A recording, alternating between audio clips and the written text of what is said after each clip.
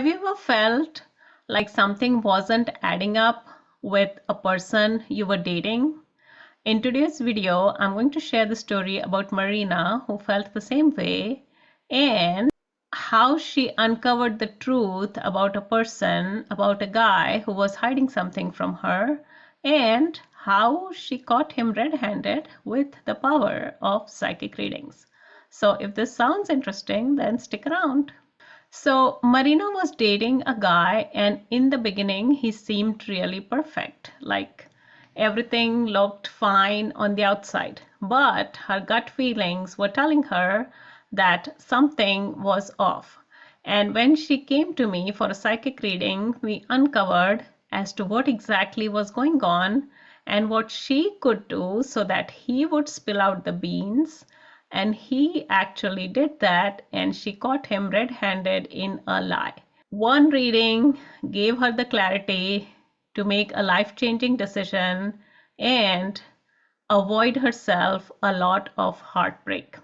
Hello everybody, I am Vaishali Nikhade. I'm an engineer turned psychic with over 9,000 readings, and I show you how you can leverage the power of stars for your love life. So this video, I'm sharing a true story. So you know the drill. It's a true story, but fake name. Marina is the name of my client, or it's the fake name of one of my clients who actually went through this story. So this is what we are going to learn in this video. The importance of trusting your instincts, the 3 key factors to look for, using a psychic reading to figure out what's wrong, and connecting all the dots together. By the end of this video, you are going to know what exactly you should do if you feel that the other person is hiding something from you. Your goal is to have congruency in terms of the eye contact, the body language, as well as the voice of the person, especially in the first few meetings, because one of these is going to be a dead giveaway for you. And I'm going to show you how you can find that out. All right, so let's get started. The first one is the importance of trusting your instincts. So as human beings, we have the right brain as well as the left brain. And at a very high level, one of them rules logic and one of them rules instincts or gut feelings or intuition, however way you want to call it. So the left part of the brain, or the left brain, rules logic and the right brain rules instincts. However, the gut feelings or instincts work very, very differently than logic. Logic is more like present tense. All right, so here we are going to have logic here. So this is logic, and let's say this is gut feelings. So the logic, it works very, very differently than gut feelings, because logic is more like present tense, or kind of going from present towards the past. It's like, why did he do this, and then you're trying to decode it. So that is logic. Or logic could be you're adding 1 and 1, then you're going to get 2. So that is kind of what logic is, but essentially it's more of a present time, and more of a present time kind of trying to use the present tense to predict the future in a logical manner. Like if you add 1 and 1, you are going to get 2. So that is what logic is going to be. But the gut feelings or the instincts or the intuition, it's very, very different. It doesn't look at it in the present tense. Essentially, it just comes in as a splash, and it's not going to say that, oh, because today you're having a very, very nice conversation, tomorrow you're going to have a nice conversation as well. So logic is also more like you're extrapolating, like, okay, so here today you're going to have a very, very nice conversation. So if I had to go by logic, then I'm going to say that, oh, because the conversation today was nice, then the conversation tomorrow is also going to be nice. And because the conversation, let's say when you come to tomorrow, is nice, the conversation the next day is going to be nice as well.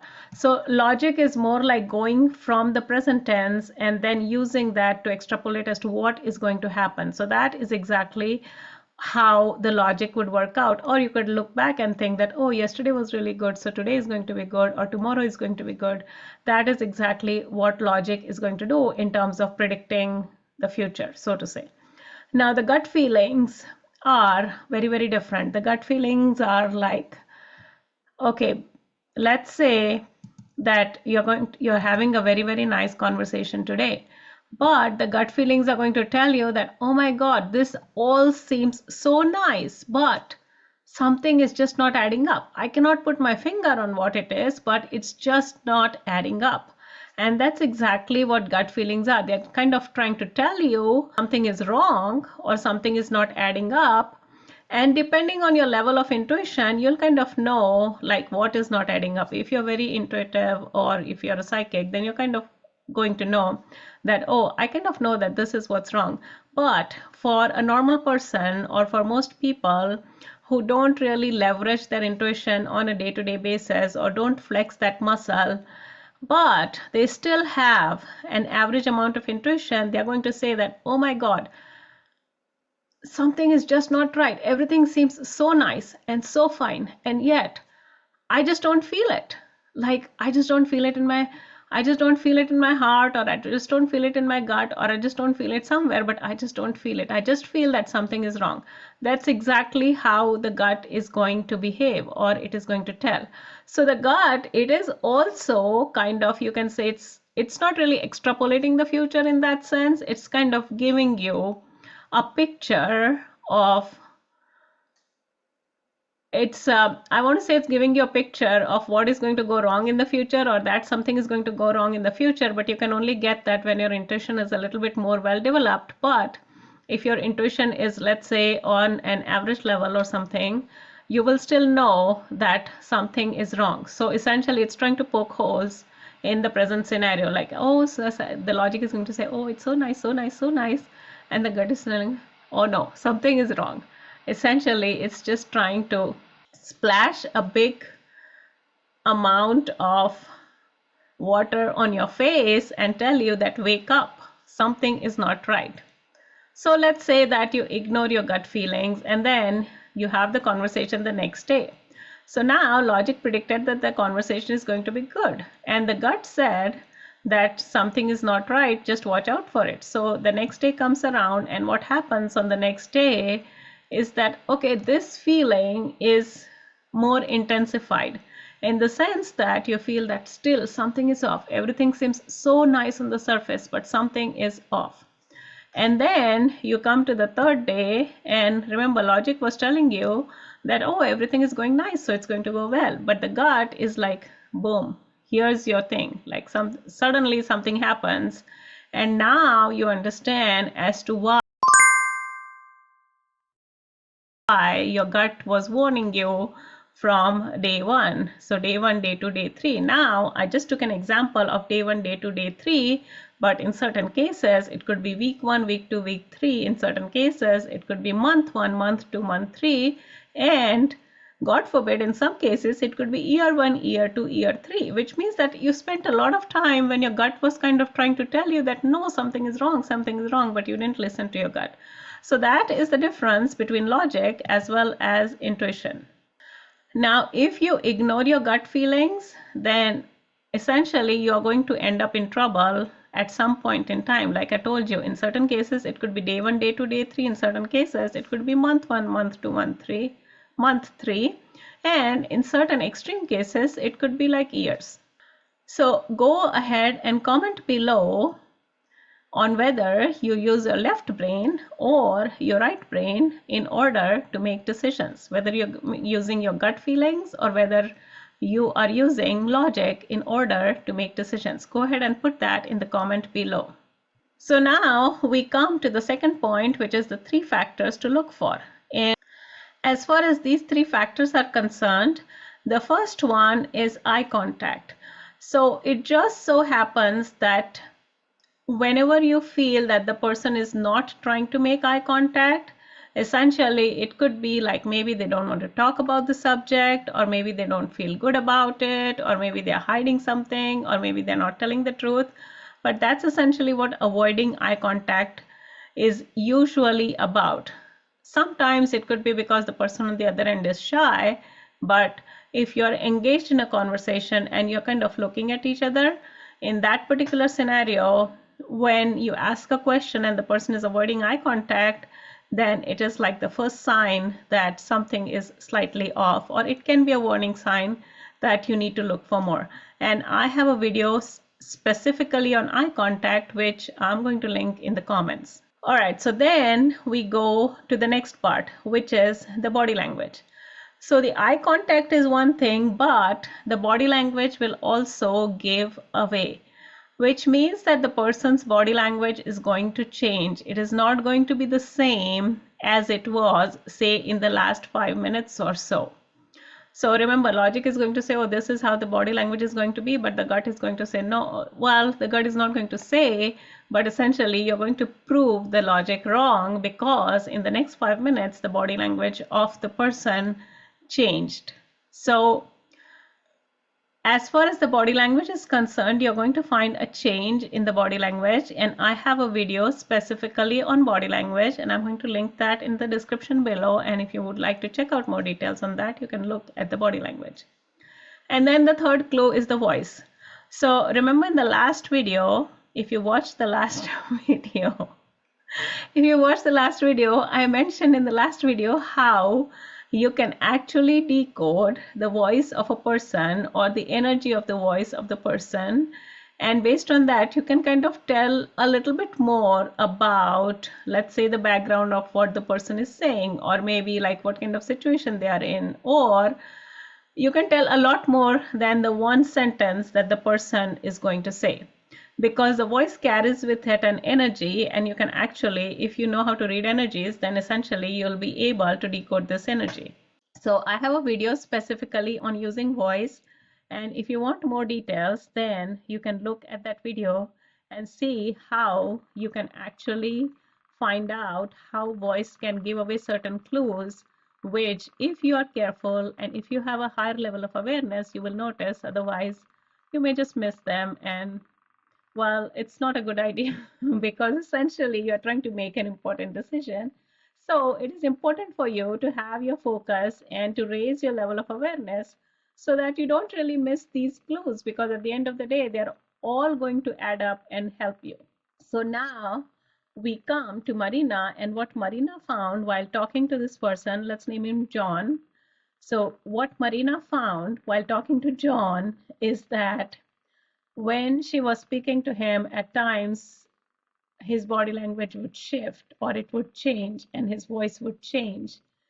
And she wasn't that intuitive that she could tell what was wrong, but she was intuitive enough that she knew that she has to look deeper into this and kind of find out as to what is going wrong. So hit the like button if you have found a change in either the eyes, or the eye contact, or the body language, or the voice, and noticed that, and they have been a dead giveaway for you. So the next part is using a psychic reading to figure out what is wrong. So as I mentioned before, Marina had actually worked with me to get a description of this person, and she had gotten the description of the person. In fact, I had told her how she was going to meet him, because that was like one of her other questions, one of her primary questions, as to how am I going to meet this person. So I had told her, I had given her a description of like the surroundings, the environment of how she would meet him, that it would be like a social place, and so on. And that's exactly how she met him. So she was excited when she met him, but after she caught those discrepancies in the body language, as well as the eye contact, as well as the voice, she was a little unsure.